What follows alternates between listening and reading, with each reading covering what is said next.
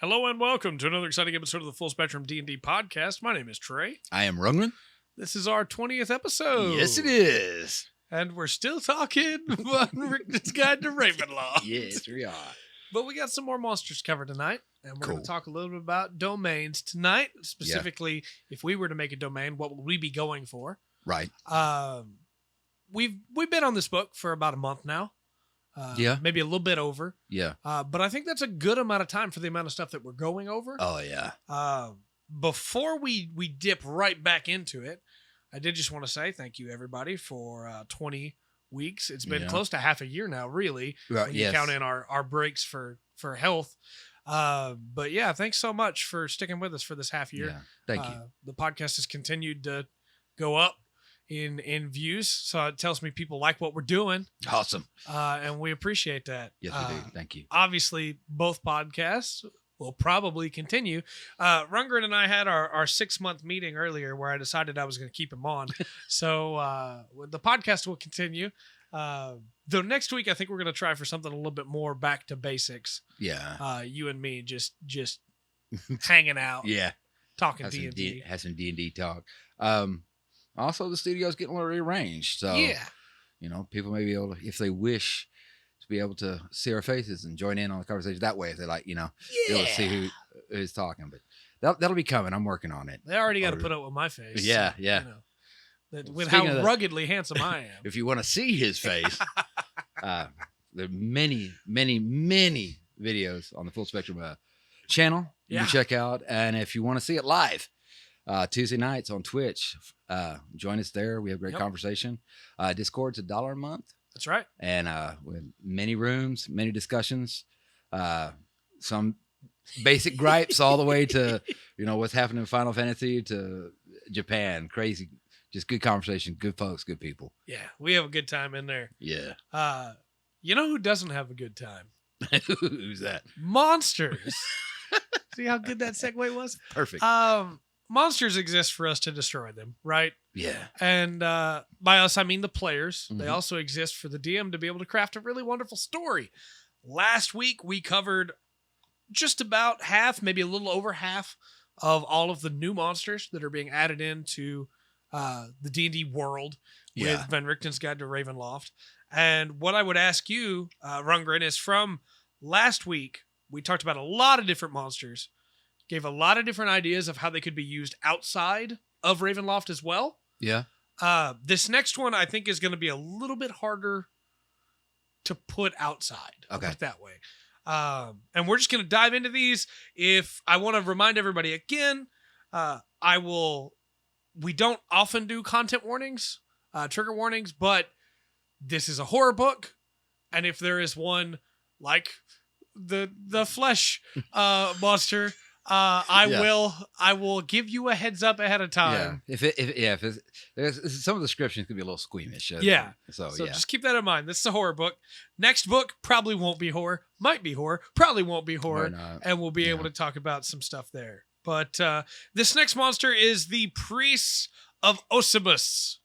These are necromancers of deep evil. They steal souls of others to fuel their malevolent magic. Using their soul power, each priest can defy death and become an undead creature, potentially cheating the grave over and over. They use soul tattoos to conjure undead servants, which makes them very cool. They're from an entire order, and you may say, well, then, Trey, it would be easy to put them into a regular campaign, because then they could just be a cult, right? But they're kind of tied to this Osibus, right? That is this lich that has become a demigod. And why I think that it really ties in well with Ravenloft is that Osibus, and you can put anybody in this place, but Osibus has a lore story where he combats Strahd.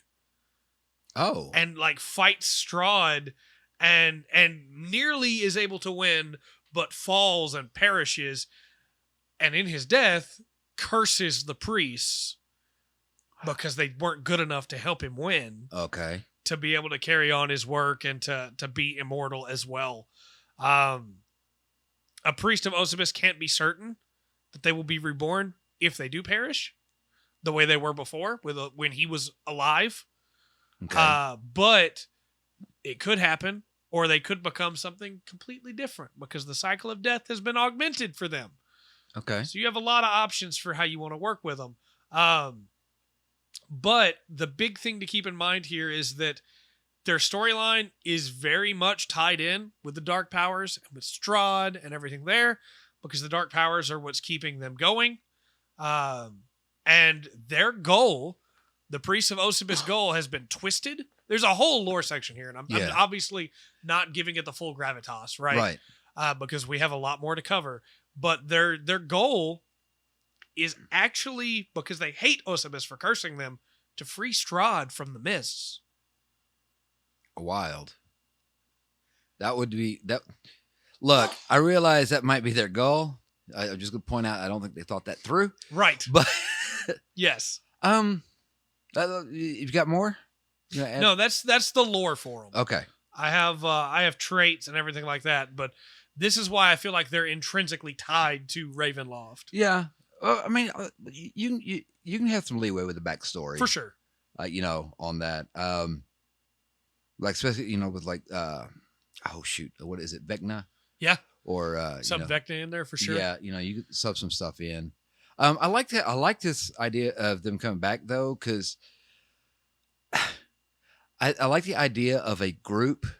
Like, let's say you're about 3rd level, right? Yeah. You've come and you defeat the minor boss in this epic campaign, right? Yeah. But it's the same guy again here, 8th level. Yeah.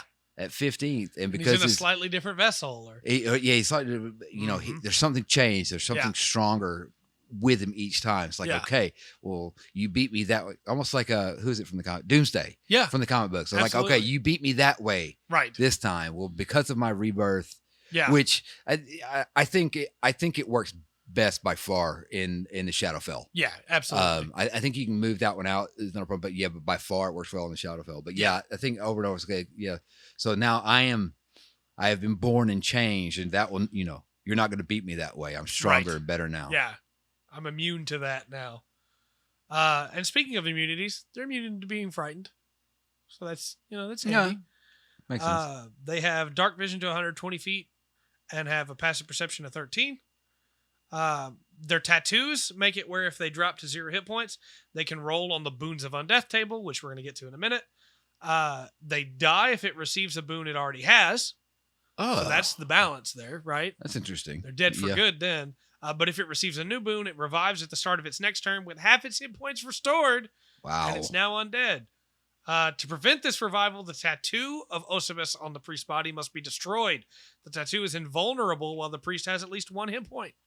The tattoo is otherwise an object with an AC of 15 and is immune to poison and psychic damage. It has 15 hit points, but it regains all its hit points at the end of every combatant's turn. Wow. You have to do 15 damage to it in 1.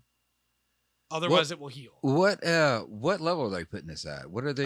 This is a CR 6. Okay. What's the AC? AC is 14. Okay. Natural armor. Okay, that's not bad. No, we haven't got this detailed in it. This one's kind of intriguing in a way. Right. What are the hit points? 8d8 plus 24 or 60 on average. 60 on average for 6th level. I don't know. This is definitely a boss monster to me. Yeah. You wouldn't have like 3 of these things in an early encounter. Well, no, that would be but I'm thinking like, for a lot of characters, but I mean a lot of them, for quite a few characters around that level, pumping out 15 points on 1 turn. Yeah, it's not tough. Is it a stretch at 6th level? It depends on what class you are, right? Well, yeah, because it's resistant or it's immune to poison and psychic damage. But that's it, right? So yeah, other than that, hit it with anything. That's what I'm saying. You've got. I mean, you're casting. If you're a caster, you're using a higher level. Damage spell for it. Your fighter, going through on the end of every character's. The only thing that I think makes it a little bit more difficult is that your players won't know that's how that works. And so that you're getting 1 revive for free, right? Yeah. Because they don't know they need to destroy the tattoo. Yeah, that makes sense. I see it. Yeah. And then the second round, they're going to notice, because you're going to have to say as a DM, hey, the tattoos spring to life and surge and coil, and then it rises again. Yeah. And they're going to go, oh, well, the tattoo's a problem. Well, you'd hope. Right. And then they're going to try and wash the tattoos off instead of attacking it. Because your first thought's not that you need to attack the tattoos. True. But maybe you're nice and you let them roll high enough on a nature check to go, hey, these tattoos are alive. This is a creature. It's and I get, when I get to look at the book and go through it, I might have a little bit. It's just, this is the first one we come across, and in my head as a DM, I'm trying to balance, and I'm having a hard place at the level that I would put it at. I guess maybe it should be. Well, let me give you some of its attacks, and maybe that'll help. Okay. Yes. It has multi-attack twice. Okay. It has a soul blade weapon attack +5 to hit. It has a reach of 5 foot. Okay. And it's 2d4 +2 piercing damage, which may not seem like much, right? That's a pretty weak dagger.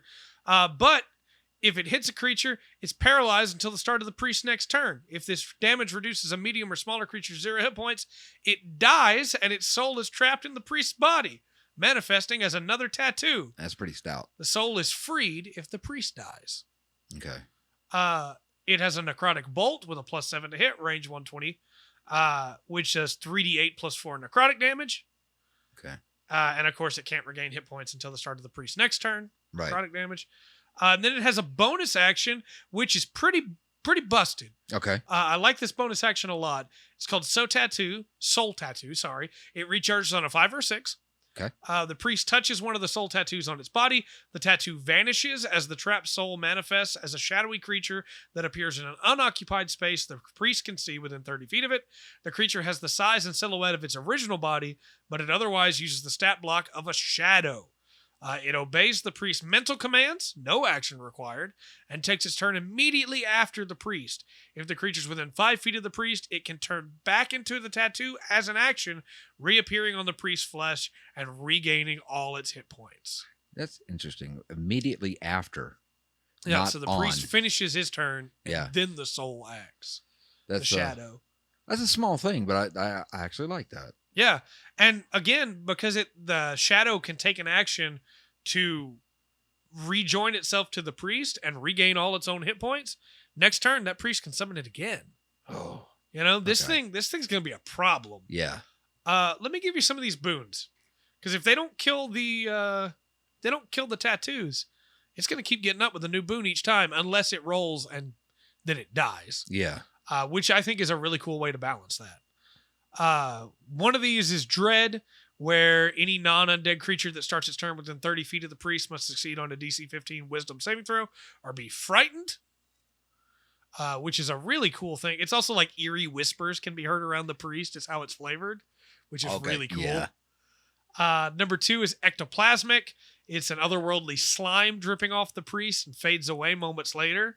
When any creature starts its turn within 10 feet of the priest can reduce that creature's speed by 10. Until the start of the creature's next turn. In that interim, they're covered in ectoplasm, of course.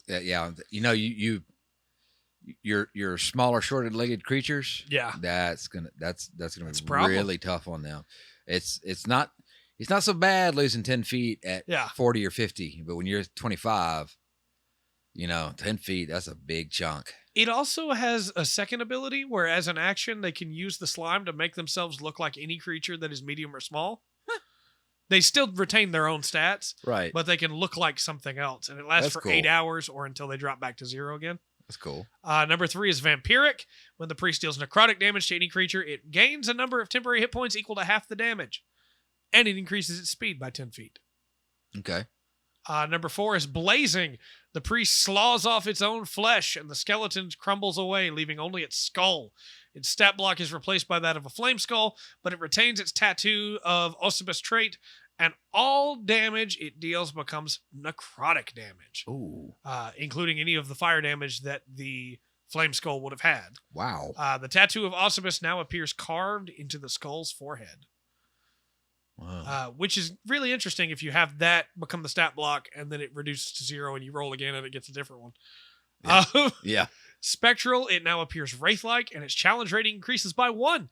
It gains resistance to all damage, but force, radiant, and psychic, and it is vulnerable to radiant damage. It can also move through creatures and objects as if they were difficult terrain, but it takes 5, 1d10, force damage if it ends its turn inside a creature or object. And finally, if you roll a 6, you get Deathly. Its visage becomes bone white. Its challenge rating increases by 1. It can cast Animate Dead and create undead once per day using Intelligence as the mod. And it can then cast Circle of Death, which recharges on a 5 or 6. Each creature in a 60-foot radius sphere centered on a point the priest can see within 150 feet of it must make a DC 15 Constitution saving throw, taking 8d6 necrotic damage on a failed save or half as much on a successful. This is a boss monster. Yeah. Yeah. There's a lot going on, and I know we just spent 15 minutes just on it, but this is a boss. It is. It is a boss monster, but the lore I think that's where it's from, because the lore you give me is not a boss monster. Right.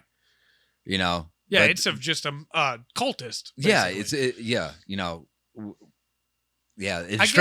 I guess the thing that makes it make sense for me is that these guys were helping fight Strahd. Yeah. You know? It's like these guys were strong enough that afterwards Strahd was like, yeah, you can work for me.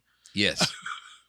But I think that's where I was kind of getting, because there's, man, that list. Yeah. But if, like I said, if you roll a 5 twice, then it's done. It evaporates. The tattoo consumes itself. That would be very strange if that was the first encounter. Right?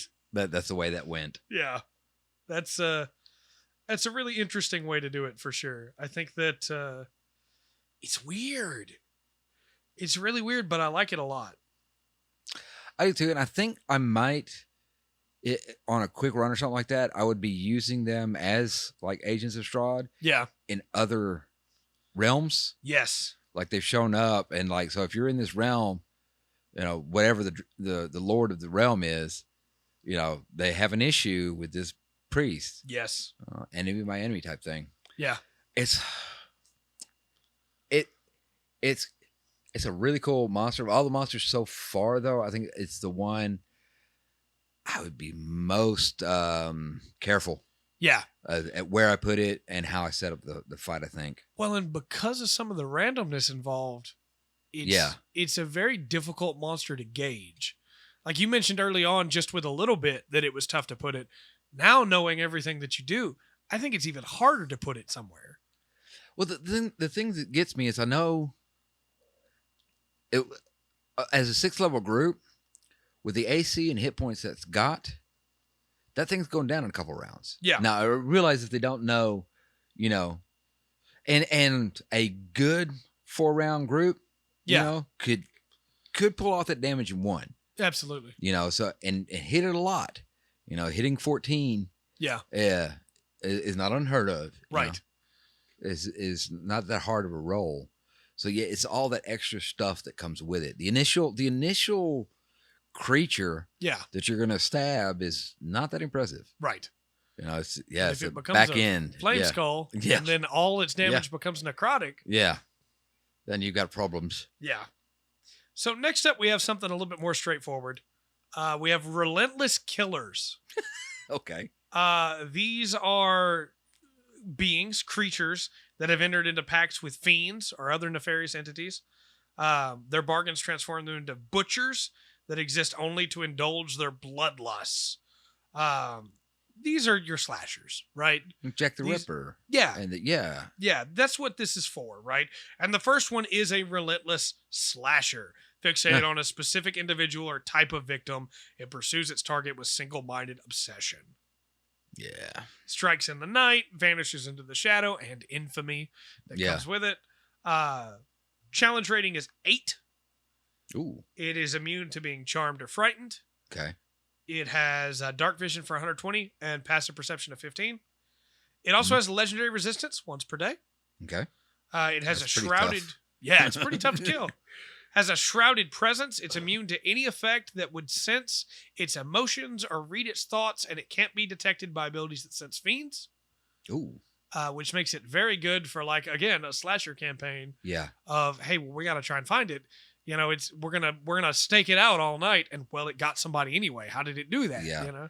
Well, yeah, and all your normal ways for your group to go about finding the clues are not going to work. Right. You know, I like it. It's very cool. It has multi-attack 2. Slasher's Knife is its action. It's its ability. It's a melee or ranged weapon attack, +7 to hit with a reach of 5 foot or a range of 30-60. Only for one target, though. Does 1d4 +4 slashing damage plus 6d6 necrotic damage. Oh, God.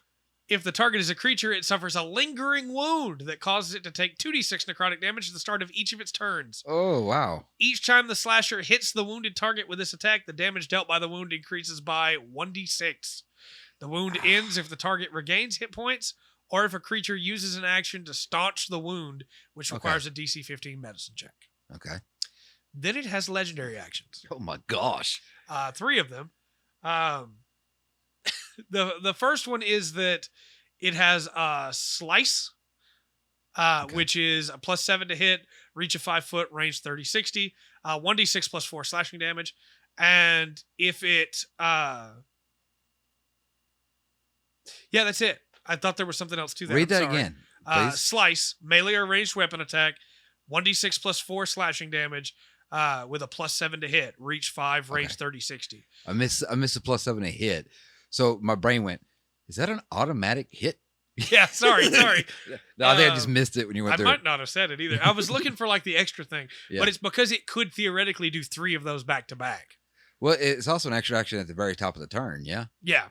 And for anybody who's like, well, only one legendary action can be used at a turn. No, it's only one legendary action option can be used at a time, and only at the end of another creature's turn. So theoretically, slice. Yeah. But then it has to wait 3 turns to get its stuff back. And the third one, I say third isn't because it's the one that cost all 3. Vanishing Strike. The slasher makes 1 slasher's knife attack. After the attack hits or misses, it can teleport up to 30 feet to an unoccupied space it can see. So this thing can hit, vanish, where to go. Yeah. It's still here somewhere. This thing is a really cool idea for a slasher monster. Yeah. The next type of relentless killer, because there's more than one again, right, is the relentless Juggernaut. Okay. These are massive brutes. I can't speak tonight either. That thirst for carnage. They twist the world around them, allowing them to create weapons with which they can slaughter prey. Sharp iron finches, crushing stalagmites, and blades of glass all conveniently appear in order to aid a Juggernaut's brutality. So these things are kind of like Pyramid Head. Every Juggernaut considers a certain area its territory and visits destruction upon all trespassers. Yeah. This thing's a challenge 12. Yeah. AC 17. Nice. 14 D10 plus 84 hit points. This thing is a beast. It's immune to charmed, exhaustion, or being frightened. Has dark vision 120 feet, passive perception 16, and it understands all languages, but cannot speak. Oh. So you can't talk around it and think it won't know. Right. It has 3 legendary resistances a day. And it has regeneration. The Juggernaut regains 20 hit points at the start of its turn. If the Juggernaut takes radiant damage, this trait doesn't function at the start of its next turn. The Juggernaut dies only if it starts its turn with 0 hit points and doesn't regenerate.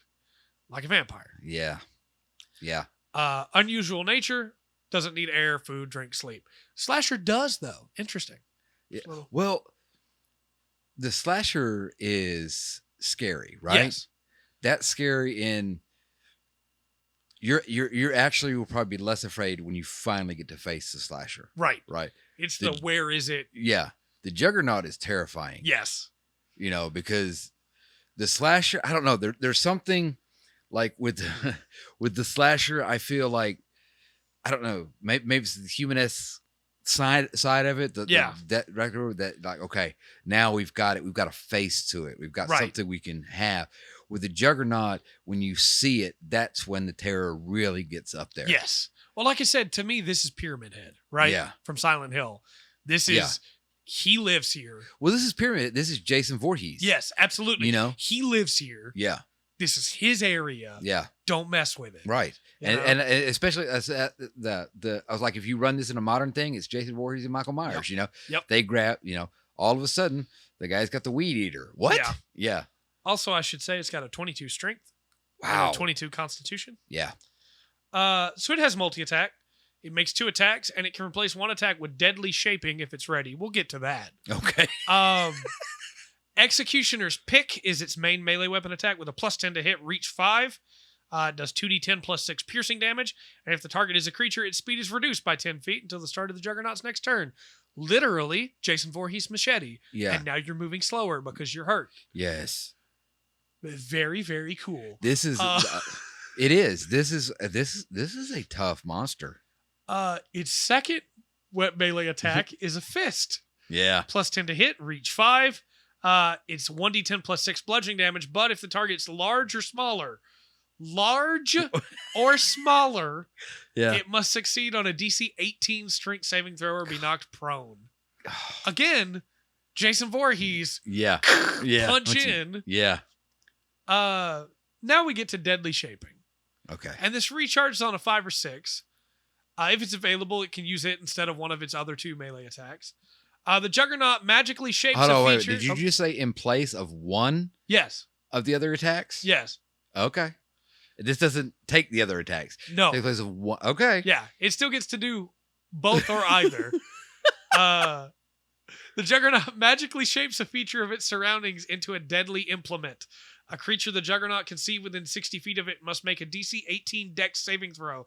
If the saving throw fails, the target creature is struck by one of the following, Juggernaut's choice. A flying stone, in which the target takes 5d8 bludgeoning damage and is incapacitated until the start of the Juggernaut's next turn, and the implement vanishes. Okay. Which leads me to believe that it's been impaled. Ugh. Or a scything shrapnel. The target takes 4d6 slashing damage and the implement vanishes. At the start of each of its turns, the target takes 3d6 necrotic damage from the wound left by the shrapnel. The wound ends if the target regains any hit points or a DC 15 medicine check. Again, this thing's a beast, and we haven't even got to its legendary actions. Oh, wow. 3 legendary actions. As usual, only 1 option can be used at a time, and only at the end of another creature's turn. Implacable Advance costs 1 action. The Juggernaut moves up to its speed, ignoring difficult terrain. Any object in its path takes 10d10 bludgeoning damage if it isn't being worn or carried. Oh.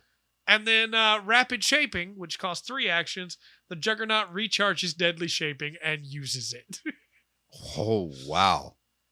So again, this thing is... CR12. Yeah. Pyramid Head, Jason Voorhees... This thing is going to walk into a room. If that's a 4-person group, that better be a ready 4-person group. Yeah, it walks into a room and it knocks everybody down. Yeah. So there's also a fun little set of tables here of origins for your Relentless, Slasher, or Juggernaut. It was left for dead, granted new life to seek revenge. It was turned into a weapon of vengeance by a family member's bargain with sinister forces. It was marked by a fiend before its birth, and its wicked nature emerged over time. A wicked place or magic relic seeped into its being, turning it into a monster. The killer used its body to contain an evil entity, or the killer appears to be an ordinary person who doesn't realize it turns into a killer when enraged. Oh. I'm thinking of these are. I like these Juggernauts a lot. Yeah. I actually think I would use these Juggernauts as what's the word I'm looking for? The priests. Yeah. The priests that we went through, they would be they're like the eunuchs to the priests. You know, they've made a choice to undergo, and now they go through this hideous transformation, become this thing, and then they're sent out. I have another table for you. Oh, really? Yes. This is their methods. Oh. It's a D8 table. The first is an artist. The killer turns its... I will give a content warning again right here. Yeah. You may want to skip to the next entry, which is going to be really cool. Okay. Artist. The killer turns its victims into work of art, perhaps creating grisly tableaus or using their blood in the forging of new weapons. Yep. Number 2 is the author. The killer leaves messages, poems, song lyrics, or parts of its creative masterpiece at the scenes of its crimes. I want to add to this and say, imagine one that carves the last words of its victims in their own blood on the walls after it's done killing them. Thanks for that, Brain. Number 3 is Avatar. The killer sacrifices its victims, believing it's a manifestation of a deity or force beyond morality. Number 4 is Doctor. The killer dissects victims or harvests their organs for the sake of medical understanding.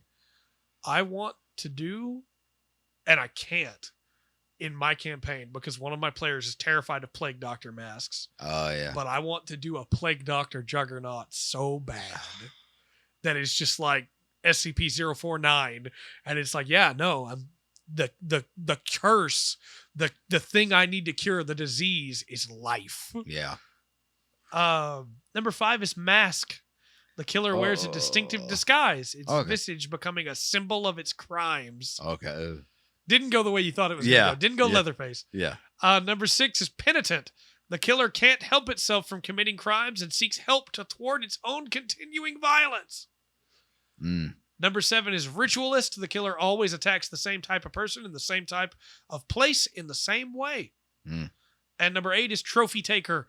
The killer reliably collects something from its victims, hoarding them as trophies. Say, I like the Juggernaut Trophy Taker. Yeah.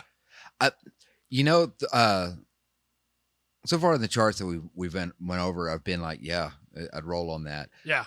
I don't think I'd roll on these charts. Right. I think because in my mind, maybe some of these fit better with a slasher than they do with a Juggernaut, or vice versa. You know.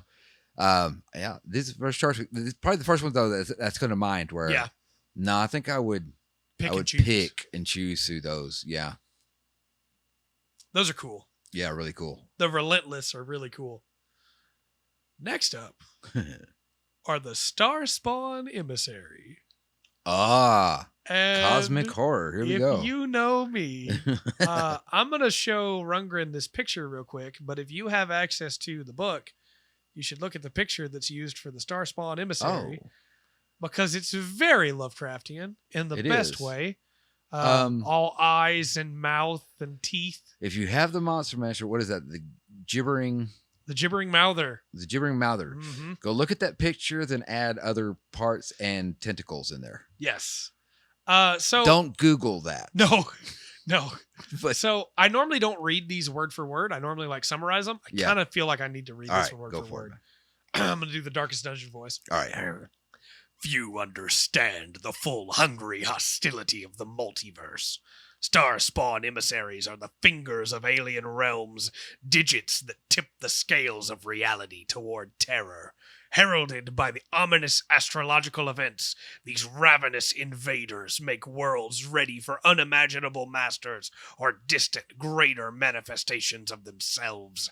Employing their malleable forms, emissaries work to undermine perceptions of order, trust, and reality on global scales, readying worlds for sanity-shattering revelations and cascading apocalypses. Only when truly threatened, or when their foes have lost all hope, do emissaries reveal their actual impossible forms. I like it. So, STARSPAWN can assume 2 forms.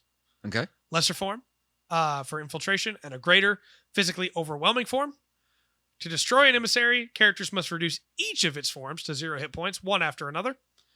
Typically, a STARSPAWN emissary is initially encountered in its lesser form, but obviously, you as the DM can do as you wish. Yes. When this form's destroyed, its body collapses into a gory slurry, and then instantly returns in its greater form. Yeah. Only if it's defeated in its greater form does it die.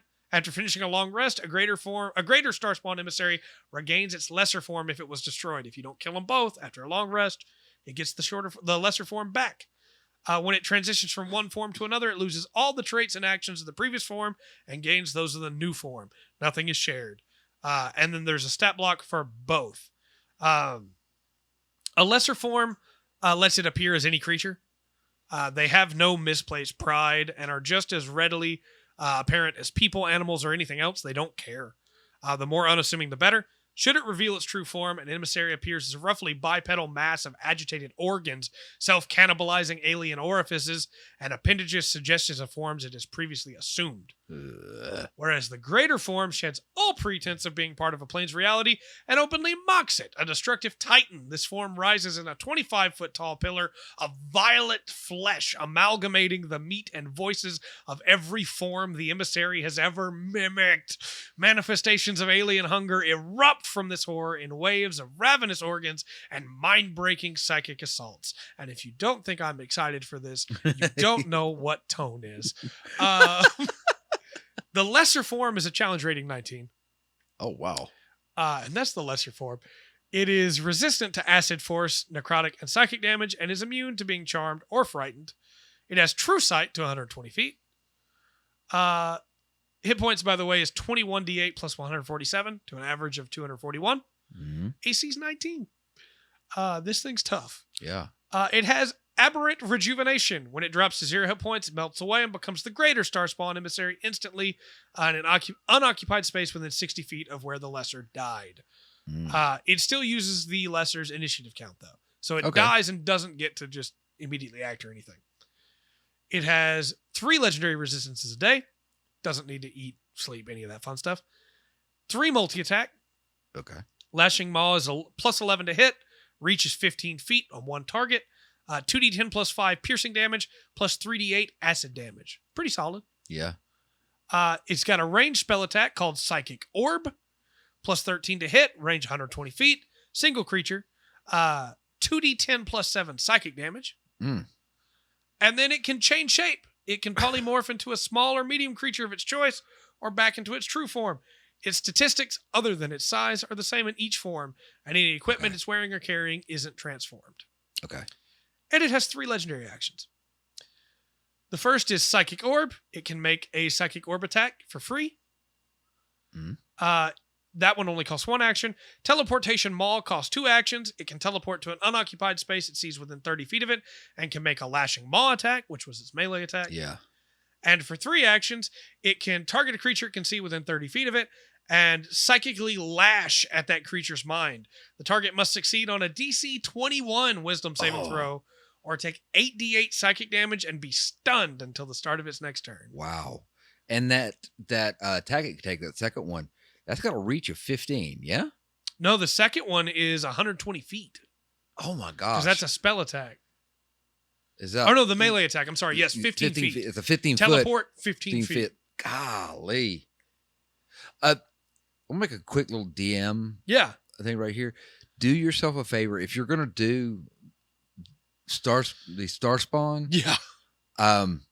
I would suggest go reading at least Dagon. Yes. The first short story 100%. by H.P. Lovecraft. I'm not saying get into Lovecraft or read everything. Yeah. You know, get it on Audible, get it on, find somebody who's reading on YouTube, whatever. Just because he's the grandfather kind of this cosmic horror, and he has a unique pacing in the words because you're trying to describe stuff. It's like the worst monster for a DM. Yes, absolutely. Because it has to be undescribable, right? But you have to describe it. Right. And so it's a different way of trying to set up the scene than you would for a dragon. It absolutely is. You know, if you're running your characters into a red dragon, you set up the scene right. That's not hard, right? The dragon gives you get the teeth, the horns, the wings, the scales, you use what you're given there. And this way you really have to go a different route. You do. You absolutely do. You can't use nouns. Yeah. So to speak. Absolutely. Almost everything has to be adjectives, and it's just helpful to have like maybe a little heads up. Yeah. And that's what I'm saying. It's just a little DM tip. Absolutely. Scan through Dagon. Yeah. I think Dunwich Horror at the Mountains of Madness also both have references to Shoggoth in them. Yeah. Which are great because it's all mouths and eyes and teeth. Yeah. And I know I use that phrase like as a throwaway thing, but if you want to give somebody the idea of like, hey, what does a lesser star form or Starspawn emissary look like, or a greater, a heap of flesh that's all mouths and eyes and teeth and odd angles and wings sticking out with eyes on the end of them, that's enough to make people go, oh, that thing probably looks hideous. Yeah. It's like, yes, and it doesn't make sense. Looking at it will drive you insane. Yeah. Yeah. The psychic damage is pretty potent because you're not going to have... You might have a couple players that have something that help them with psychic. Yeah. At that, at that level, but for the most part, man, you're not gonna have the players resisting that. That's right. Well, and don't forget, when you take out the on average 241 HP, it then becomes the greater, and you have on average 290 HP, 20 D12 plus 160. Wow. Challenge rating becomes 21. It keeps the 3 previous resistances, and it gets a 4th legendary resistance. It also adds some new stuff to all its attacks, basically. The Lashing Maw now has a plus 14 to hit. Wow. Still reach of 15. Okay. 2d12 plus 7 piercing plus 3d8 acid damage. The Psychic Orb doesn't really have any great big changes, except it has a plus 15 to hit now. And now does a plus 8 on top of the 3d12 psychic damage. But it has a new ability called Unearthly Bile that recharges on a 5 or 6. The Emissary expels bile that splashes all creatures in a 30-foot radius sphere centered on a point within 120 feet. Each creature in that area must make a DC 23 dexterity saving throw, taking 10d10 acid damage on a failed save, half as much successful. Yeah. For each creature that fails the saving throw, a gibbering mouther appears in an unoccupied space on a surface that can support it within 30 feet. The gibbering mouthers act right after the Emissary on the same initiative count, gaining a plus 7 bonus to their attack and damage rolls, and fighting until they are destroyed. But they disappear if you kill the Emissary. Okay. Then it has its legendary actions. Still just 3, right? Right. Attack. The Emissary teleports up to 30 feet to an unoccupied space it can see and makes 1 attack of its choice. Which can include the Unearthly Bile. Nice. Warp Space, which costs 2 actions. The Emissary causes the ground in a 20-foot sphere that it can see within 90 feet of it to turn into teeth and maws until the start of its next turn. That area becomes difficult terrain for the duration. Any creature takes 3d6 piercing damage for each 5 feet it moves on the terrain. And the third one that costs all 3 is Mind Cloud. The Emissary unleashes a psychic wave. Each creature within 30 feet of the Emissary must succeed on a DC 23 Wisdom saving throw or take 5d12 psychic damage. In addition, every spell ends on creatures and objects of the Emissary's choice in that area. Concentration no longer matters. Your spell ends. Wow. This is a very potent creature. It is. Just from the DM side, thinking of that. The acid damage. Yeah, I'm pretty sure at that level. Not a big issue. I don't think it's. Yeah, I don't think it is. I think psychic damage is. I think the hardest part with this creature. I love the stuff it does. I love. Oh yeah. I think the hardest part with this creature is gonna be to run it because you're gonna be dealing. You've got a group of 4, 5, 6 people there. Yeah. That are 19th, 20th level. Yeah. They're not scared of much. That's right. And they can put out a lot of damage per turn. Yes. So the build up, you have to work this creature at the level that it's given. Yes. Like I said, you're dealing with, and you should be, right? They're by this time, the planes know about you. Yeah. So they should be cocky. Mm-hmm. So yeah, the build up on this is going to be the real payoff. Well, and the other thing to remember is that this is a boss monster. This is the closest thing to a great old one you're going to have in your campaign normally. Right? Well, the only thing, the what is it? The cosmic, is it the cosmic juggernaut? Yes. Yeah. Now, do it's not in 5e as far as I know. Yeah, I wouldn't think so because that's like a level, you have to have a group of like 25 to 30, I think. Yeah. To even attempt it. Yeah. And that's and that comes up because it's the same type of same style of cosmic horror. Yeah, we don't have that in 5e. So by far it's the closest you get. Yeah. And this thing has to be in my mind like late in the campaign. This thing is hey, we've dealt with cultists, we've dealt with a gibbering mouther earlier on. We've dealt with a couple of like higher up STARSPAWN creatures because there are a couple more in the DMG, right, or in the Monster Manual. Yeah. But now we're fighting the thing that is trying to bring these eldritch abominations into the material plane. Yeah. Very cool. Mm. Next up, it's going to be a little anticlimactic after the last three. Okay. Do you remember Sturgis? The little bug thing? Yeah. This is a Strigoi. Okay. They are swarms of Sturges that have been transmuted and emerged into like demi-vampires almost. Blood-sucking pests that drain the blood, marrow, and soft tissues from their victims. That sounds awful. Those slain by the Strigoi occasionally reanimate as boneless. No.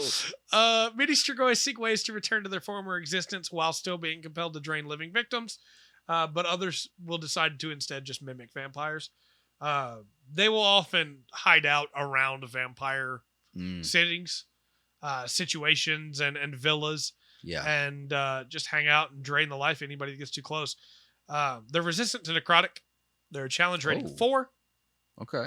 And they're immune to being charmed or frightened. They have dark vision to 120 feet. And they can magically command any Sturge within 120 feet of them using a limited form of telepathy.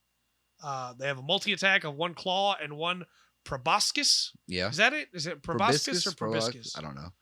I think I've always said proboscis, but I also... whichever it is. Yeah. The pointy, long nose thing. Yeah. The claw has a +5 to hit with a reach of 5 feet. 1d8 plus 3 slashing damage, plus 1d12 acid damage. Pretty good. Yeah. Especially for that early challenge rating. What is it? The resistance to necro kind of gets me at that CR4. Yeah. I'm like, who are they work? It might just be flavor thing, but I'm going. Who's got blight at that? Huh? At that level? Who's got a blight in their pocket? No, who's throwing necro at 4th level? I'm trying to think. I guess of course, if these are your swarm Toll the monsters, Dead's necrotic, isn't it? Oh yeah, maybe that's right. But then again, I guess these may be you got these scattered around as the group's fighting other, bigger things. Yeah. The proboscis is a +5 to hit with a reach 5, 1d10 plus 3 piercing damage, plus 3d6 necrotic. And the Strigoi regains hit points equal to the amount of necrotic damage dealt. I will say at 4th level, this is going to be pretty tough. Is a mean monster. Yeah. A creature reduced to 0 hit points from this attack dies, and leaves nothing behind except its skin and its equipment. Yeah. And that's when you have a boneless. Yes. They also have a 1 per day, a daily ability, which you don't see those very often for monsters in D&D 5e. Called Ravenous Children. They magically summon 1d4 plus 2 Sturges in unoccupied stasis it can see within 30 feet of it. The Sturges are under the Strigoi's control and act immediately after the Strigoi in the initiative order. The Sturges disappear after an hour when the Strigoi dies or when the Strigoi dismisses them with no action needed. And they can still, if there was, say, they would still have control of the one, let's say, the wild one. Yes. As well. Yes. So this is a monster that can bring him back up. Right. And, yeah. I don't want to say drag the fight on, but it's kind of what the... Yeah. It's kind It'll harry the party. Yes. Mm-hmm. Yeah. I could easily see an encounter at like level 2 where the Strigoi shows up, summons some Sturges, stays for a couple rounds, and then leaves. Yeah. Because it can fly away. Right. And then you just have to fight the Sturges. Maybe you bump that number of Sturges up a little bit to like 2d4 plus 2. Yeah. Just so you have a couple extra for that encounter. Yeah. But that's it for Strigoi. That's an interesting little creature. This book is got a wide array for being so, for a book that's supposed to be like, this is about this world. Of course, that's the way the Shadowfell works as well. But I'm so glad you said that because of the next thing on here. Perfect segue. Swarms. These are a bunch of different types of swarms. I'm guessing it's just more than what we've already got. Swarms of maggots, swarms of scarabs, that kind of thing. And they give you a swarm behavior chart that you can roll, a table. Okay. It's a D4. Number 1 is crawls on walls in a vaguely bipedal shape. Because again, it's a horror campaign, right? Yeah. Number 2 is makes skittering noises that sound like whispered chanting. Number 3 is skeletal visages. Giant eyes or the faces of nearby creatures appear in relief amid the mass. Ugh. And number 4 is occupies and animates a corpse or other debris as if it were alive. Yeah. So the maggots have a challenge rating of 2. Right. 5d8 HP. Right. Yeah. They're a swarm. They're resistant, of course, being a swarm to bludgeoning, piercing, slashing. Right. And they're immune healing. to being everything, basically. Right. They can occupy another creature space, as you would expect, but they can't regain hit points or gain temporary hit points because they're a swarm. Their infestation, which is their basic melee attack, is a +3 to hit. One target in the swarm space. It does 44 piercing damage on a hit, or 2d4 piercing damage if the swarm has half its hit points or fewer, which it just follows swarm rules there. And any creature that's hit by a swarm of maggots must succeed on a DC 12 Constitution saving throw or contact a disease. Yeah. Each time the diseased creature finishes a long rest, I'm sorry for that plosive there, roll a d6 to determine the disease's effect. This is each time the diseased creature finishes a long rest. This is a disease that hangs on. You have to get it. Different thing every day. Yep. The creature awful. is blinded on a 1 or 2 until it finishes a long rest. Can you imagine being blind for an entire day in D&D? Just ugh. I would hit everything with my hammers. On a 3 or 4, the creature's hit point maximum decreases by 5 or 2d4. And the reduction can't be removed until the disease ends. The creature dies, but hit point maximum drops to 0. Okay. No death saves if you got this disease. And 5 to 6 is the creature has disadvantage on ability checks and attack rolls until it finishes its next long rest. The disease lasts until it's removed by magic or until the creature rolls the same random effect for the disease 2 long rests in a row. This is a jerk DM move here. It is. This is one of those things you do as a DM to that you're going to set up. You have players dealing with stuff. So how do I put this? You're giving your players extra weaknesses. Yeah. To work through. Yeah. It's some players are not going to handle that well. They're not going to like it. Oh, for sure. But it's extra things to go through when they're facing other, other things. That's an annoying monster. Yeah. From a player side, I can see that. That's a very annoying monster. After that is the swarm of scarabs. Yeah. Works pretty much the same way. Challenge rating 3. It has skeleton eyes. If it starts its turn in the same space as a dead creature that's large or smaller, the corpse is destroyed, leaving behind only equipment and bones. Yeah. It just destroys that skeleton. And spider climb. It can climb difficult surfaces without needing to make an ability check. But it only has one action. It doesn't have the disease, obviously. Ravenous bites, +4 to hit. 4d6 piercing damage, or 2d6 if the swarm has half its hit points or fewer. And if the target is a creature, scarabs burrow into its body, and it takes 1d6 piercing damage at the start of each of its turn. Any creature can use an action to kill or remove the scarabs with fire or a weapon that deals piercing damage, causing 1 damage of the appropriate type to the target. And if you are reduced to 0 by the swarm's piercing damage, you just die. Mm-hmm. Yeah. They I can definitely see a mummy summoning those. Yeah. The campaign. Be an annoying little thing to have to deal with. You got to go through the Yeah. We are in the U's now. Okay. We're getting close to the end here. Yeah. Next up is the Olmist Inquisitors. Okay. These have an entire lore breakdown again, just like the Priest of Osibus, where Olmid was Strahd's friend. Okay. And a bunch of stuff happens as his Inquisitors are out and about and doing stuff because they have made an order, an Inquisition, basically. Yeah. And each of the orders, the 3 of them, the Order of Cosima, the Order of Ansel, and the Order of Tristan, have dominated a different form of psychic fire, basically, which is very cool. Now they rule the city of Malatan, a vast city-state to the north of Barovia, and they send its members through the multiverse, seeking to thwart the work of malevolent cults, otherworldly horrors, and the malice of mortals. The zeal of the Inquisitors in this work have caused them to be the source of terror in many communities, where folk fear that an overzealous Inquisitor may be as great a monster as the fiends the Inquisitors originally hunted. These are very similar to the Inquisitors in Warhammer 40k in that if they show up, it's not just the person who did the crime that's going to pay. Yeah.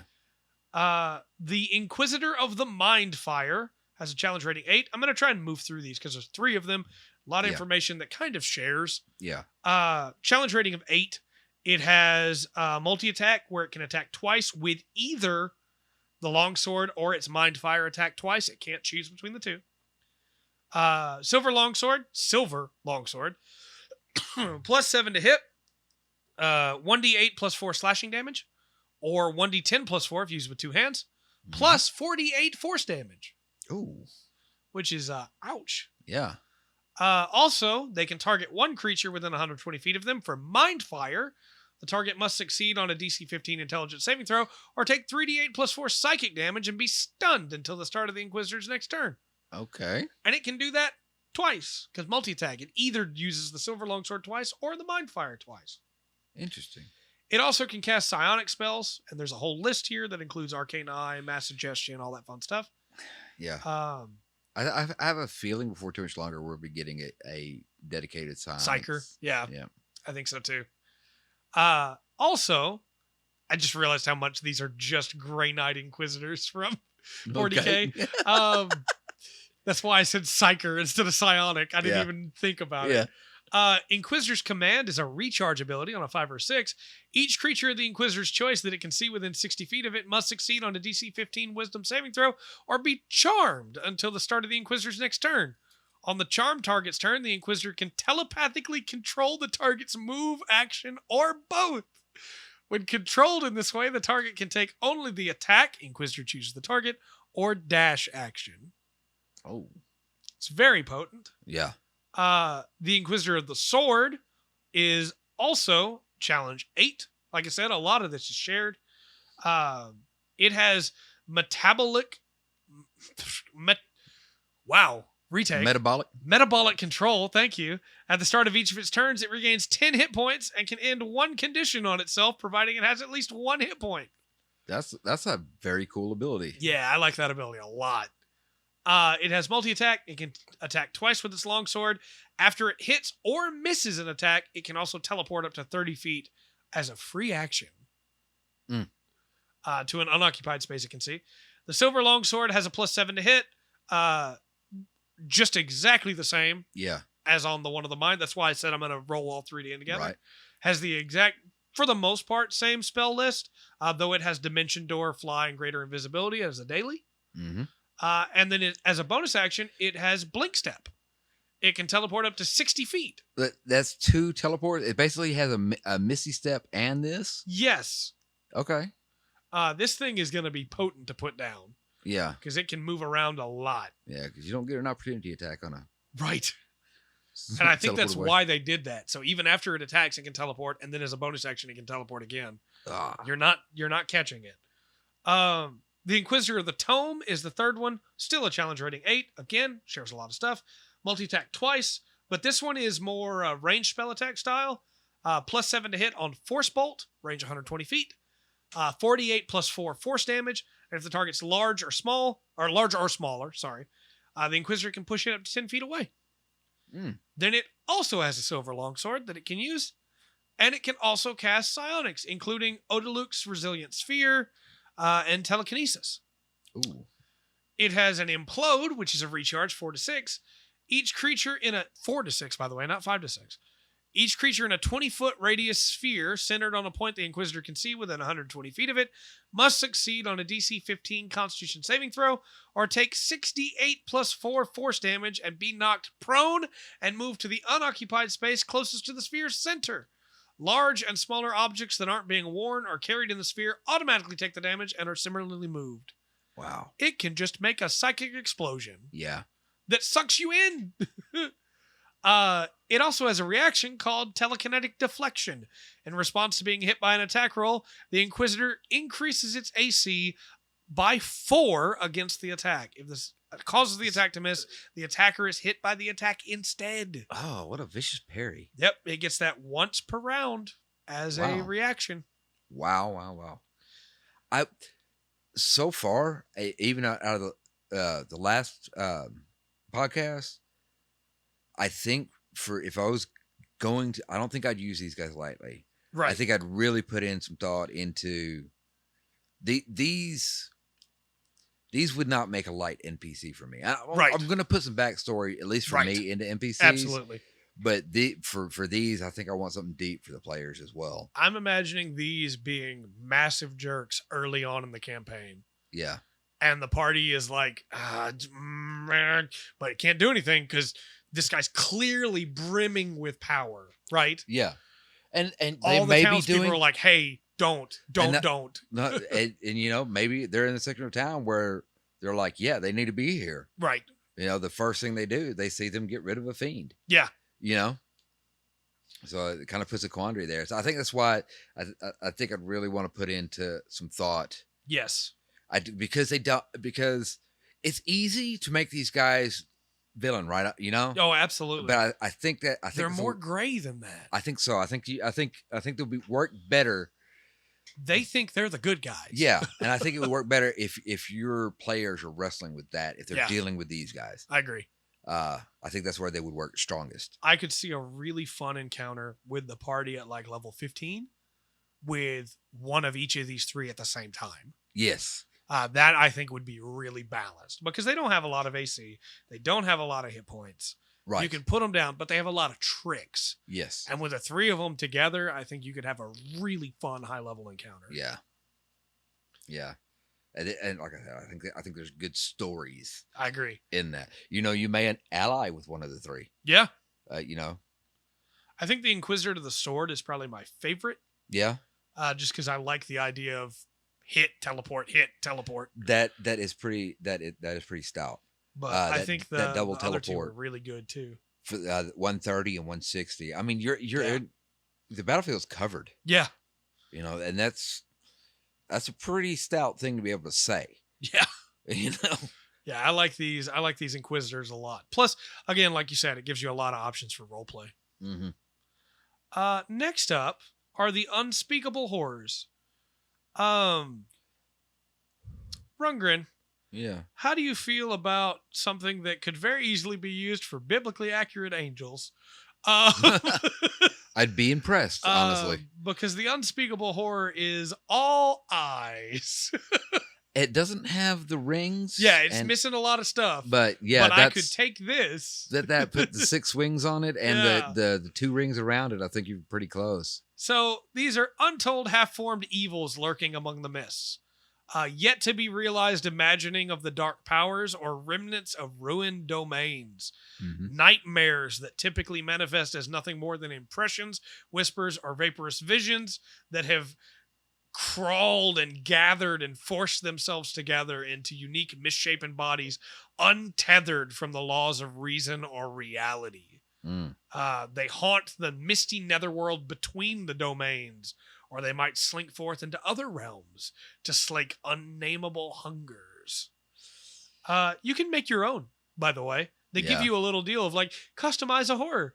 It has one of 4 body compositions. There's a table for that. We'll get into that in a minute. You can roll on the limbs to customize with a whole hex blast table. They have all the tools in here to make your own, right? Yeah. This sounds fun to roll on. And the first one that they give you is the idea of a mist horror. Which is like they're bodiless spirits, entities given form. They're drawn from the fears of those around it.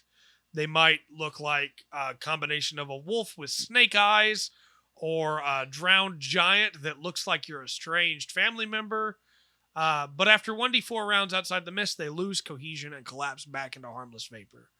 So I can see a really cool encounter where they are drastically stronger than the party. Yeah. But they're only going to make it 4 rounds, so you just got to survive. Yeah. The body composition that they give you here for the horrors, by the way, not just the mist, but all of them. It's a D4. An aberrant armor. The horror's body is armored in petrified wood, alien crystal, rusted mechanisms, sculpted stone, or an exoskeleton. Yeah. Loathsome limbs. The horror's body boasts spider-like legs, many-jointed appendages, or thrashing tentacles. Mm-hmm. A malleable mass. The horror's body is composed of a clot of boneless flesh, shadowy tendrils, or mist. and oozing organs. The horror's body boasts exposed entrails, bloated parasites, or a gelatinous shroud, perhaps because it's inside out. Yeah. These things have a challenge rating of 8. Okay.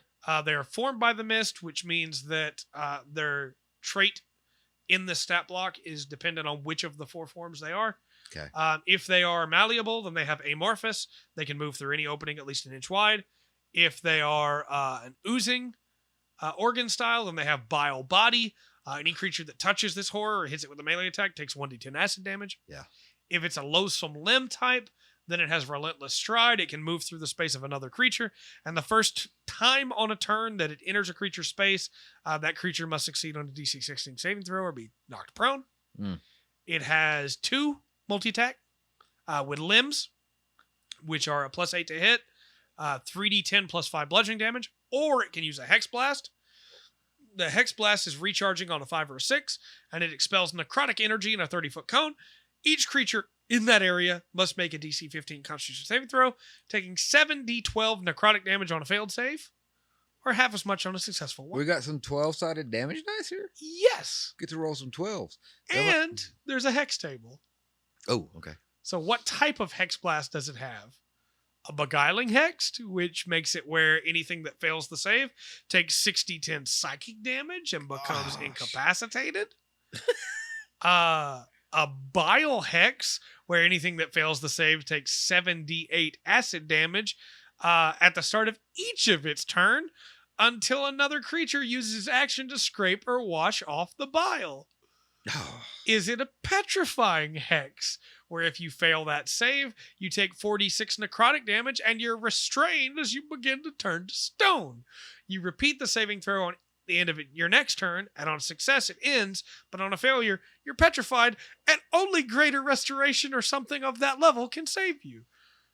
Or, my favorite, the Reality Stealing Hex, which on a failed save does 5d8 psychic damage, and you're deafened until the end of your next turn.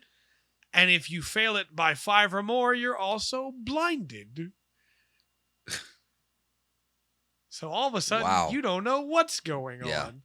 And the last table, and then I'll let you talk, because I know you have thoughts, is the limbs table. What kind of limbs does it have? Does it have a bone blade, where it scores a critical hit on a roll of 19 or 20 and rolls the damage dice of a crit 3 times instead of twice? Oh, nah.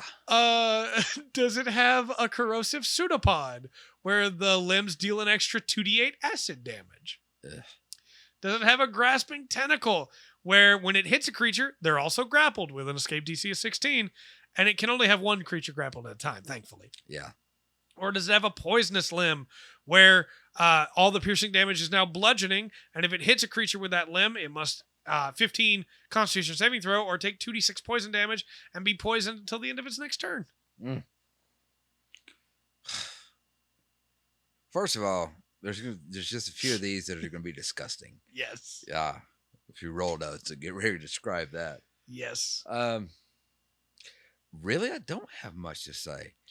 It's a cool idea. I think this is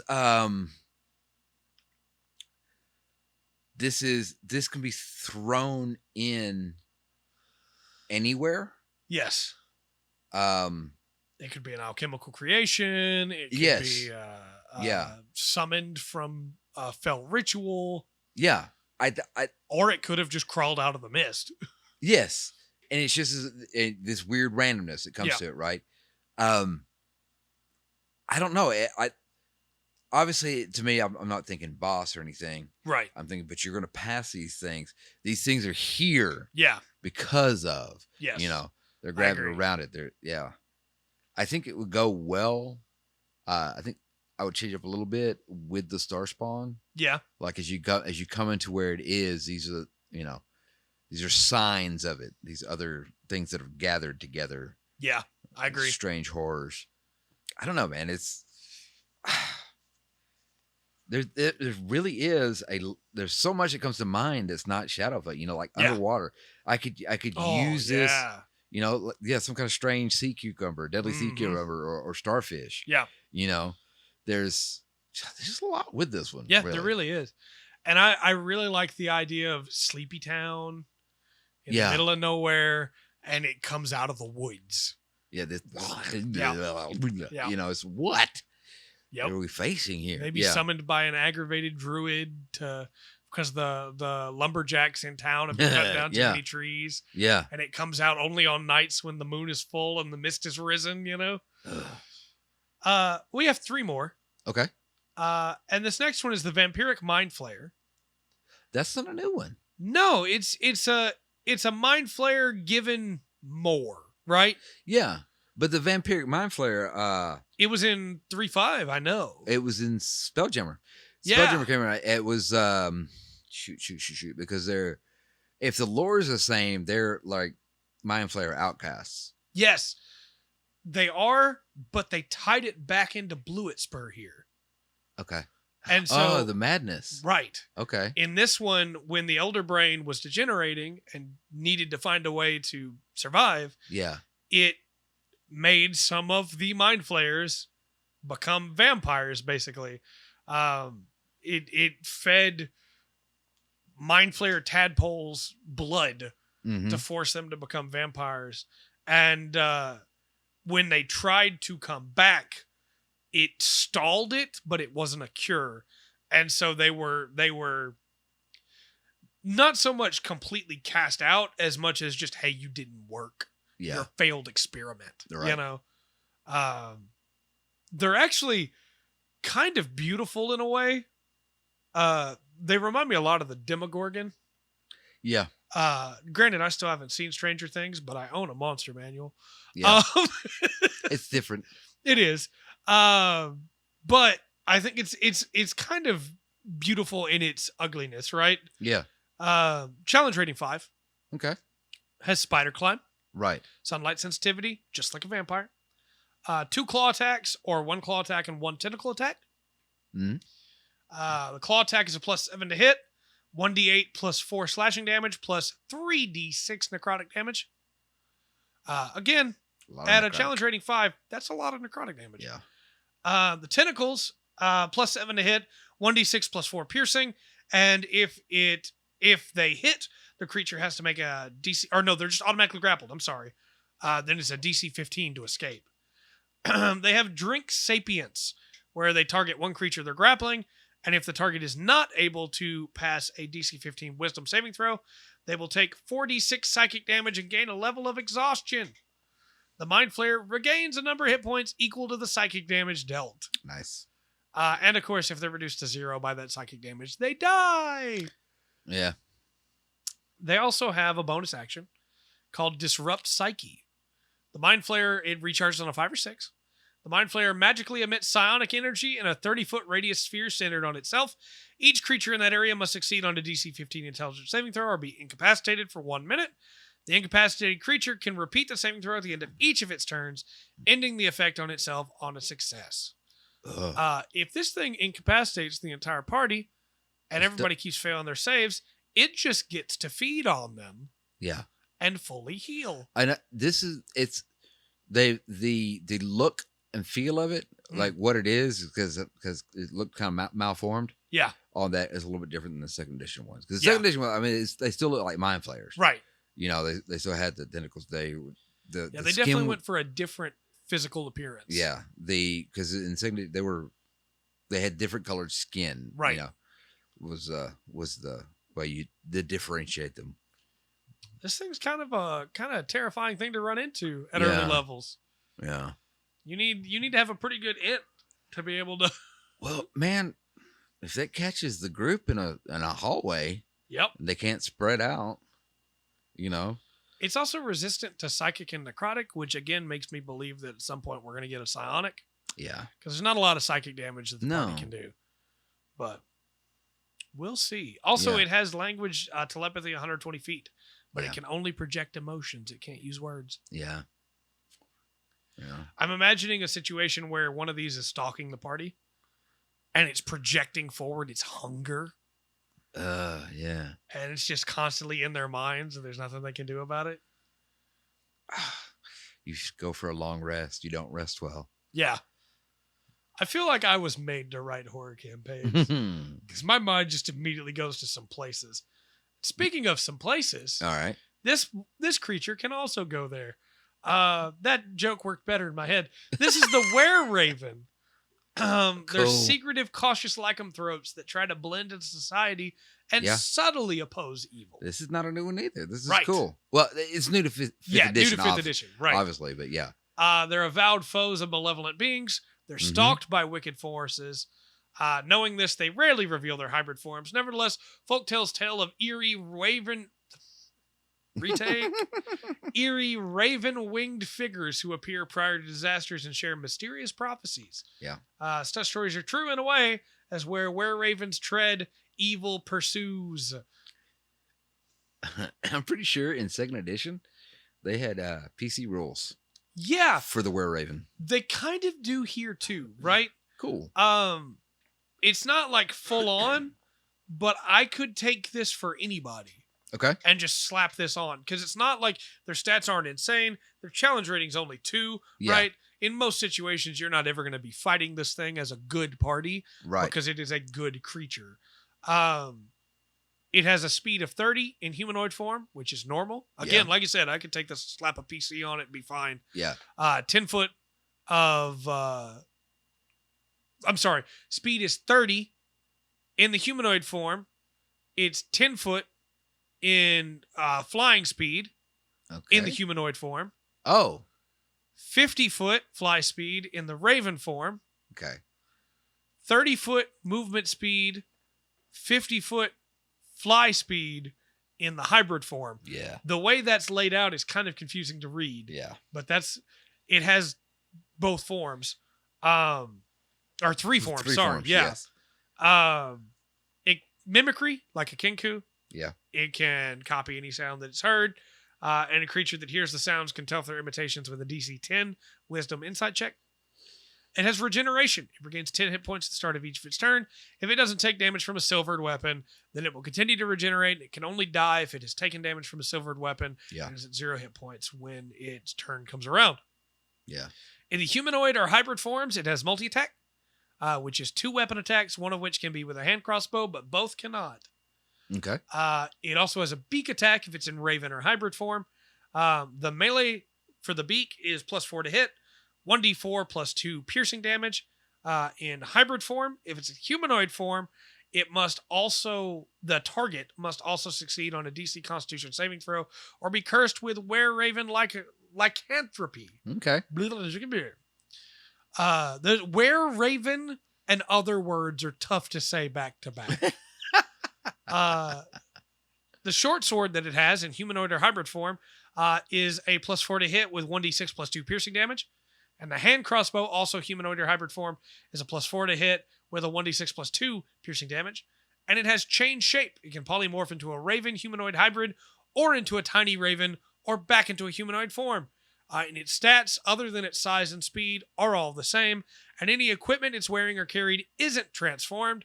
It reverts to its humanoid form if it dies. So it has to carry its sword and its hand crossbow as a little raven if it wants to have them when it transforms back. Crazy. Just keep that in mind. The lycanthropy itself works just like it does in the monster manual rules-wise. And if they're cursed with were-raven lycanthropy, they gain a dex of 15 if their score isn't already 15. Yeah. Attack and damage rolls for the were-raven's beak are based on whichever is higher of the character's strength or dex for player characters. Mm-hmm. The peck of the were-raven deals 1 piercing damage in raven form, little tiny raven. Right. With no abilities, modifiers added, or 1d4 piercing damage in hybrid form.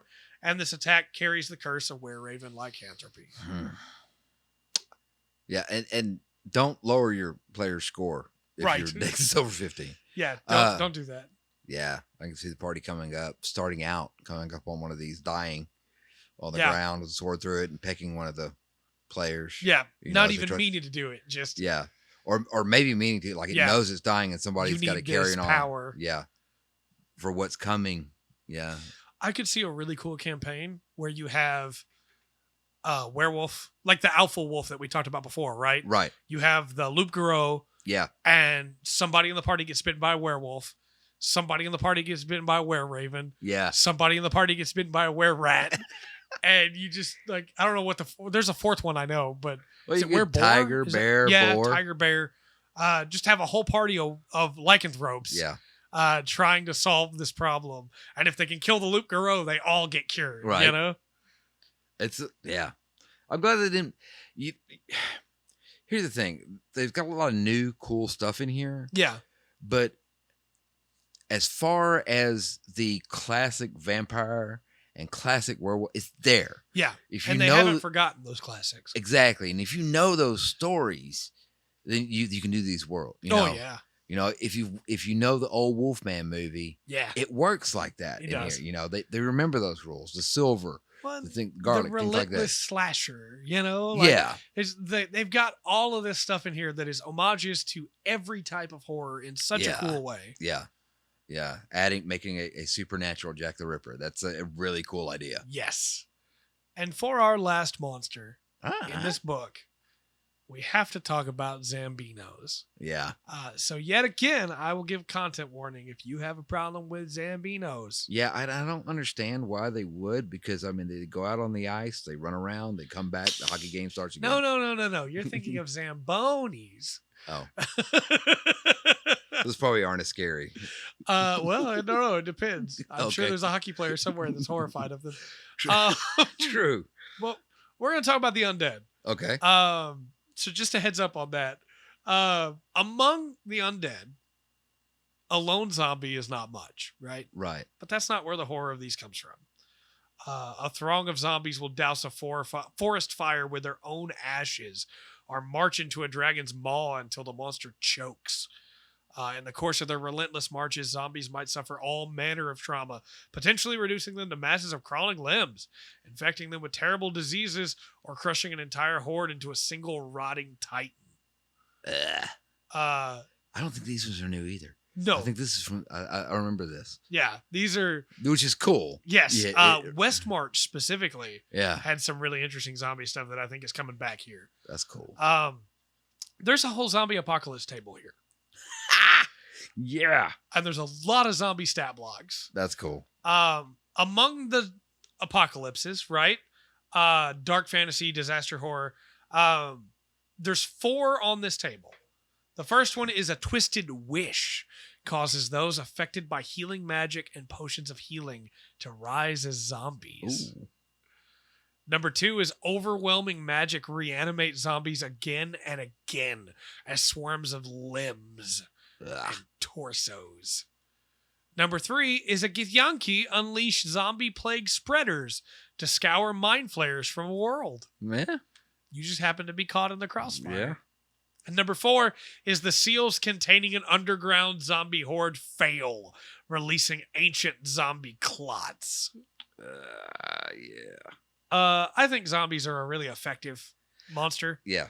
I think that in most situations, you're going to be dealing with a couple of instances or a necromancer or a lich and deal with a couple instances of zombies. But I think you absolutely could do like a full-on zombie campaign. Yes. Where, hey, you tell your players at the start of it, if you get bitten, it's a problem. You're going to turn. Yeah. You know, you need to be ready with extra sheets. Yeah. We're in a town. We're trying to defend this town. You don't know how long you have to defend it for. Right. Be ready. And then if somebody gets bitten, hey, you got bit.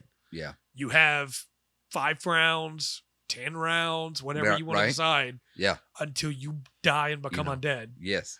Next you have one night. Or more, yeah. One long rest. Yes. And those are fun. Yeah. Because those can go for 1 session to 5 sessions to if you wanted to pull a full campaign out of it, you can. Oh yeah. And you get some really cool sacrifice moments too, where like, oh, my character's been bit. All right, we got any more of that alchemist fire? Yeah. Or I'm staying in this door. Yep. I'll hold this door until the end. Yeah. They're not getting through. I'm glad they brought that back and gave the rules and give some stuff for that. It's gonna set up the battlefield a little differently. I'm sure they got some more stuff for that. So they've given us 3 new monster zombie types, right? Yeah. The swarm of limbs works just like the swarms we talked about earlier, in every way, basically. Their challenge rating of 1. They can occupy another creature's space. Yeah. They have multi-attack. They can make 1 mass attack and 1 limb attack. The undead mass is a +4 to hit. With a 1d6 +2 bludgeoning damage, or half if the swarm has been reduced. But the grasping limbs is a +4 to hit, and it's a 2d6 necrotic damage, and the creature must succeed on a DC 12 strength saving throw or be restrained. The creature can repeat the saving throw at the end of each of its turns, taking 2d6 more necrotic damage on every failed save. If it's freed, it succeeds on moving out. If not, the swarm, or if it's freed, the swarm moves out of the creature's space, or the swarm dies. If it can't move out of the space, it just dies. Okay. But that's a very good, like, disrupting thing to have. The next one is the zombie clot. This is that just sounds awful. Do you remember Castlevania Symphony of the Night? Yeah. The Legion boss fight? Mm-hmm. This is that. Yeah. It has a challenge rating of 6. Mm. It has a deathly stench. Yeah. Any creature that starts its turn within 10 feet of the zombie must succeed on a DC 14 Constitution saving throw or take 2d8 poison damage and be poisoned until the start of their next turn. Okay. Yeah. And it just has that. That's an aura. Right. Undead Fortitude. If the damage reduces the zombie to 0 hit points, it makes a Constitution saving throw with a DC of 5 plus the damage taken. Unless the damage is radiant or from a critical hit, on a success, it drops to 1 hit point instead. And then it has multi-attack with 2 slam attacks, +8 to hit, 3d8 +5 bludgeoning damage, and it has a recharging ability called Flesh Entomb. Yeah. The zombie flings a detached clump of corpses at a creature it can see within 30 feet of it. Target must succeed on a DC 16 strength saving throw or take 3d10 bludgeoning damage. That's awful. And if the target is a large or smaller creature, it becomes entombed in dead flesh. A creature entombed in dead flesh is restrained, has total cover against attacks and other effects outside the dead flesh, and takes 3d6 necrotic damage at the start of each of its turns. The creature can be freed if the dead flesh is destroyed. The dead flesh is a large object with an AC 10, 25 hit points, and immunity to poison and psychic damage. Oh, that's awful. That's awful, man. You realize there's players that would not come back to the table after Yes. that killer. Oh, absolutely. You You killed my character by having them entombed by dead bodies? Yeah, dead bodies that were grasping and biting the whole time. Yeah. And the final new type is a zombie plague spreader. This challenge rating 4. Okay. Has undead fortitude, just like the clot. Right. But it also has a viral aura. Any creature that starts its turn within 10 feet of the plague spreader must make a DC 12 Constitution saving throw. On a failed save, they're poisoned and can't regain hit points until the end of its next turn. 10 foot square? 10 foot. Yeah. Okay.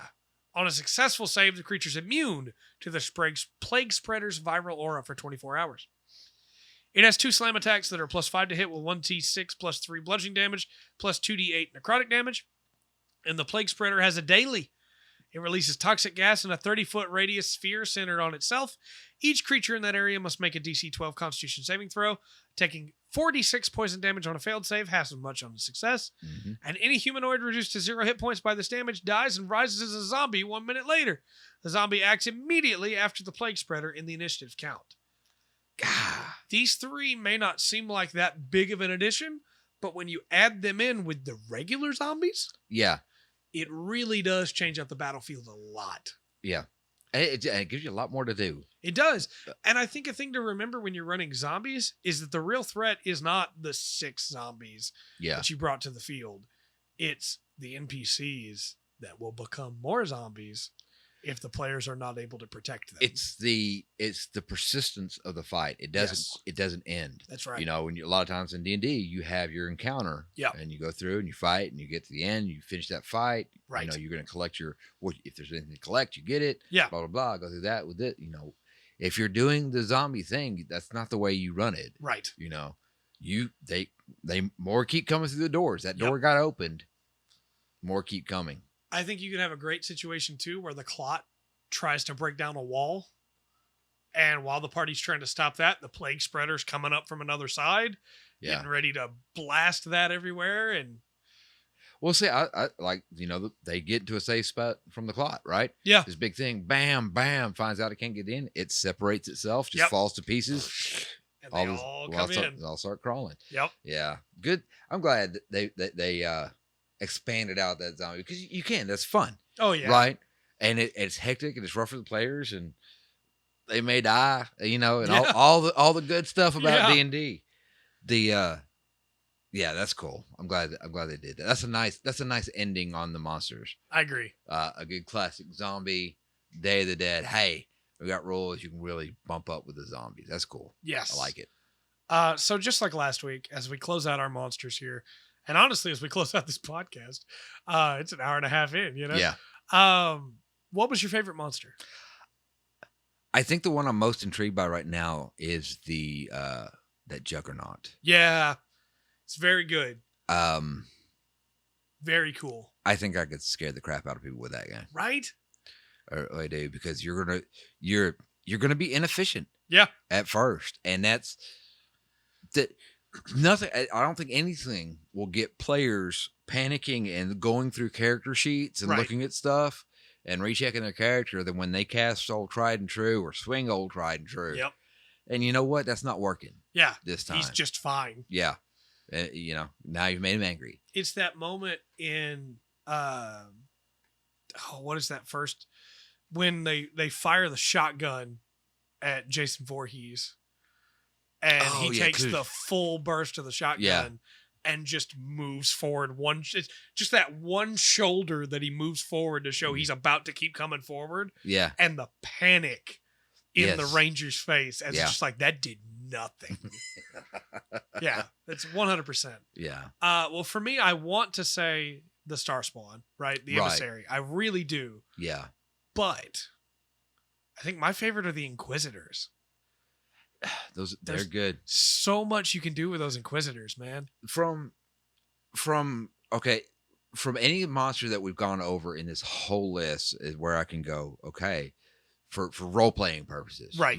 Really building up the depth of these people you're dealing with. Right. Because I don't think it's fair to put the Inquisitors on just a combat situation. I agree. That you're going to have to have that in role play as well. I think so. And as far as taking one thing and really building it out from this as monsters go, I could definitely go with that one. I could see a situation where you have been working with the Inquisitor for multiple sessions. Yeah. And that Inquisitor has been helping you and everything's been great, but you've also been getting to know the townsfolk and everything's been going great there. And then you come back from a mission for the Inquisitor and you walk through the door right as they stab the child that you have been spending time with. Yeah. And the Inquisitor goes, "Oh, you're back." As if nothing's wrong. Right. This is my job. This is what I did. Right. This child was suspected to be infected and we can't have the infection spread here. Yeah. And then it's, what are we going to do? Do we take revenge? Yeah, I do. I think the moral quandary on that, because there's going to be time, like I said, there's going to be times if you come across these guys at the right time. Yeah. You're going to be like, oh man, I want these guys on my side. Did you see, they got rid of that thing. You could tie it all back in together with what we've been talking about these last 2 weeks, right? You have the ghost situation. Inquisitor's there to help you get rid of the ghosts, right? Yes. In that haunted village. Yeah. And then one of the ghosts is the ghost of the child from the Dark Lord that killed his family. Yeah. Inquisitor's going to try and kill that ghost. Right. You can tie it back in with the doula hands. Yes. He's there to take care of the doula hands. Yes. You can tie it into the zombie apocalypse. Absolutely. And he's there to help defend this town. Yeah. But maybe this person got bit. Maybe they didn't. We don't know. They won't come outside. I burned their house down. Yeah. There's so many moral quandaries that the Inquisitor gives. As a DM, you're going to play them as an absolute. Yes. And it's very they are justice. Yes. And justice is not always clean. Yeah. And very interesting role playing side. Like I said, the Juggernaut just sounds so fun to me. Oh yeah, to run. I really want to set up a situation where my party has to fight Pyramid Head. Like no joke. Yeah, set up. You're going to come across horrible sights. Yeah, this thing is done. It's like why why, why does he just use glass and leave it all in, and set them up like this? And then you go try to fight it. Yeah, man, I like the Juggernaut a lot. I think, I like the Juggernaut, in a 5-session.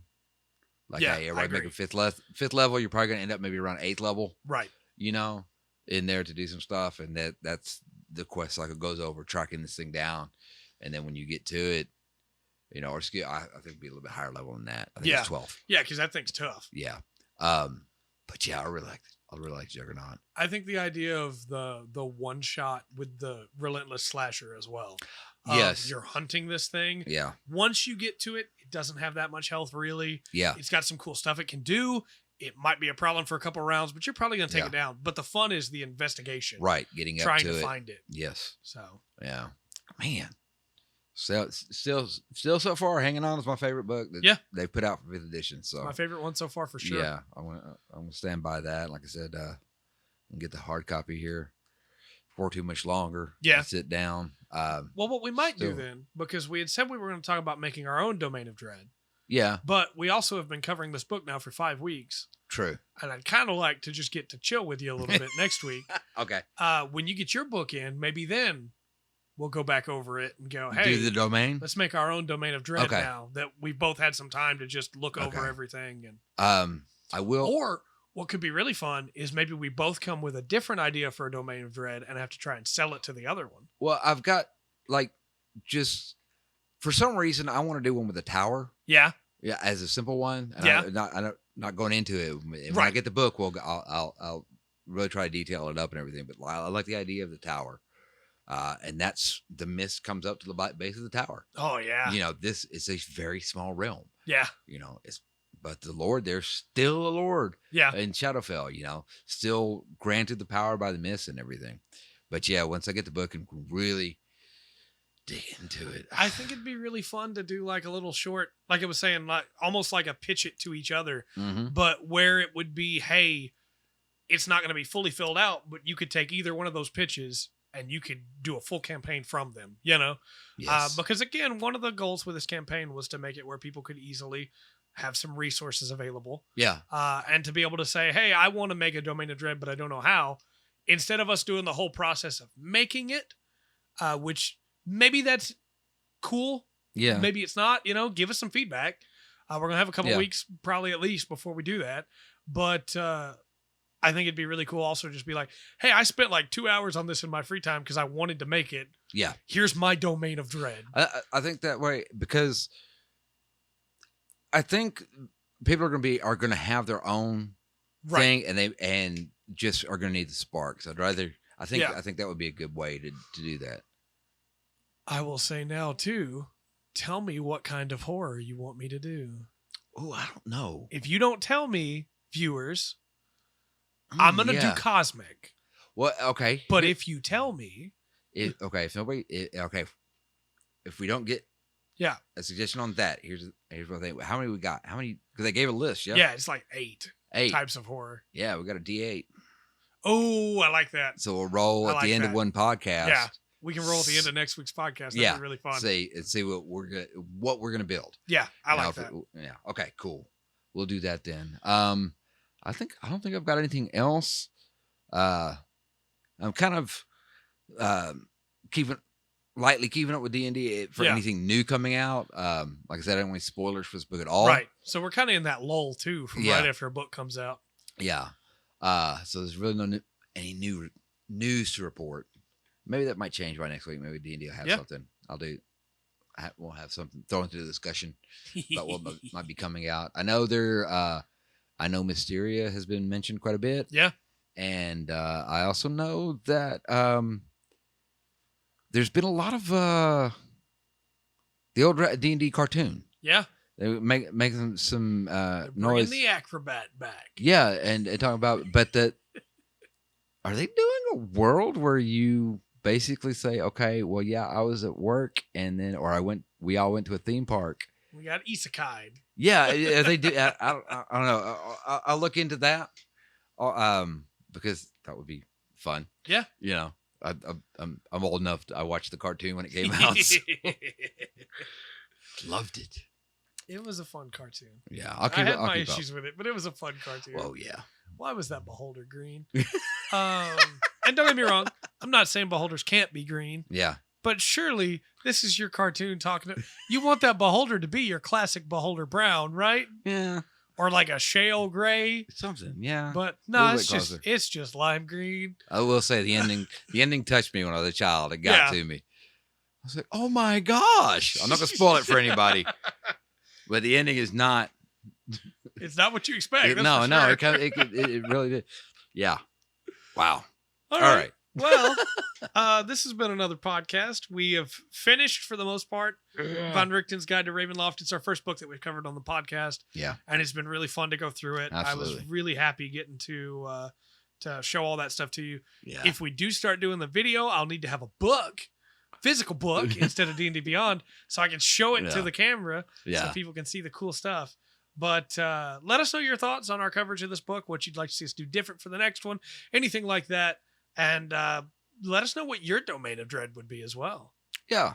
What's your favorite monster from today? Let us know that stuff. Yeah. Fill us in. And like I said, we will gladly take your topics. Yeah. And ramble on about it. Yeah. Ask me to make a full Inquisitor PC that I'll try and get Rundgren to let me run in one of his campaigns. No. But until next time, I have been Trey. I've been Rundgren. And we've been the Full Spectrum D&D Podcast. Remember to always enjoy the full spectrum that Dungeons & Dragons has to offer.